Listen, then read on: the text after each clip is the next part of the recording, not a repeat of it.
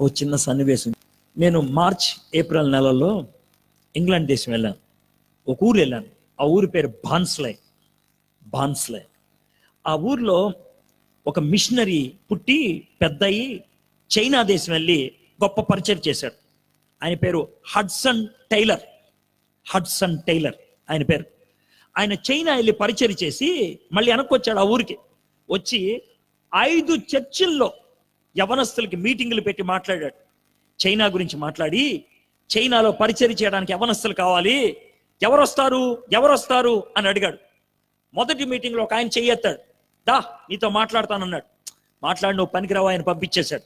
2వ మీటింగ్ ఒక్కడే, 3వ మీటింగ్ ఒక్కడే, 4వ మీటింగ్ ఒక్కడే, 5వ మీటింగ్ చివరిది ఒక్కడే చెయ్యెత్తాడు. హడ్సన్ టైలర్ అతను పిలిచి, అరే 5 మీటింగ్లో నువ్వు ఒక్కడవే చెయ్యెత్తుతున్నావు, నువ్వు పనికిరావయ్యా ఈ పరిచర్యకి అని అన్నాడు. ఎందుకు సార్, ఎందుకు పనికిరానంటే, నీకు ఎలా చెప్పాలి?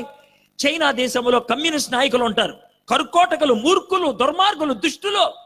పరిచర్య చేస్తుంటే ఎవరిని అడగకుండా చిత్త కొట్టేస్తారు, చంపేస్తారు. అయితే ఏం చేయమంటారు సార్?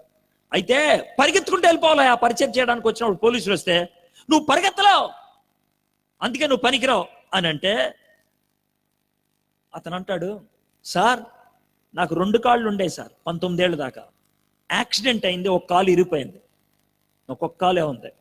కరెక్టే, మీరు అన్నట్లు నేను పరిగెత్తలేను, నేను పరిగెట్టుకుంటే పారిపోలేను. కానీ ఒక్క మాట చెప్పమంటారా? ఇంగ్లాండ్ దేశం నుంచి చైనా దేశానికి 1000 కిలోమీటర్ల ప్రయాణం చేసేది పారిపోవటానికి కాదు సార్.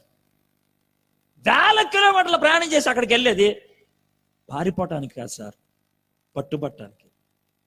దేవుడు నన్ను అక్కడికి తీసుకెళ్ళి పారిపో అని చెప్పడు. తప్పించగలిగితే తప్పిస్తాడు, చచ్చిపోతే చచ్చిపోతాను. నేను పారిపోను సార్, పారిపోవటానికి వెళ్ళట్లేదు. సరే, బాగా చెప్పావు జవాబు. ఇంకొక క్వశ్చన్, మరి ఎవ్వరు ఎత్తట్లేదు, నువ్వెందుకు ఎత్తున్నావు ఒక్కడవే చెయ్య? సార్ మీరు విషయం గమనించారా?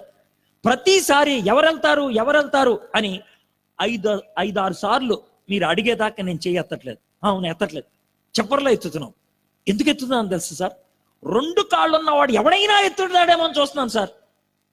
2 కాళ్ళు ఉన్న ఎవడ ఎత్తట్లేదు. అందుకే 1 కాలు ఉంది కదా నాకు, నేను ఎత్తుతున్నాను సార్.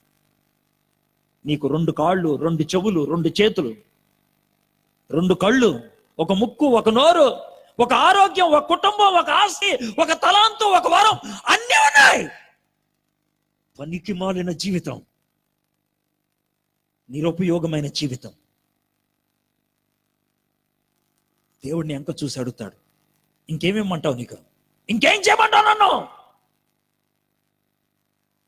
ఏం జవాబు చెప్తావు? అతని పేరు జార్జ్ స్టాట్. ఆ వ్యక్తి పేరు ఒంటి కాల జార్జ్ స్టాట్. 1880వ సంవత్సరం చైనా దేశంకి వెళ్ళి పరిచర్య చేస్తే ఎంత గొప్ప పరిచర్య అంటే, 40 ఏళ్ల పరిచర్యలో 1800 మందికి బాప్తిస్మం ఇచ్చాడు ఆయన. 1800. చైనా మొత్తంలో అతి ఎక్కువ క్రైస్తవులు ఉన్న ఊరి పేరు జాన్యూ. ఆ ఊరే ఇతను వెళ్ళిన ఊరు. ఆ ఊరు ఆయన పరిచర్య చేశాడు. ఒంటి కాలు జార్జ్ స్టాట్. విశ్వాసం, తాను నమ్ముకోగలిగింది దేవుణ్ణి మాత్రమే. నమ్మి వెళ్ళాడు.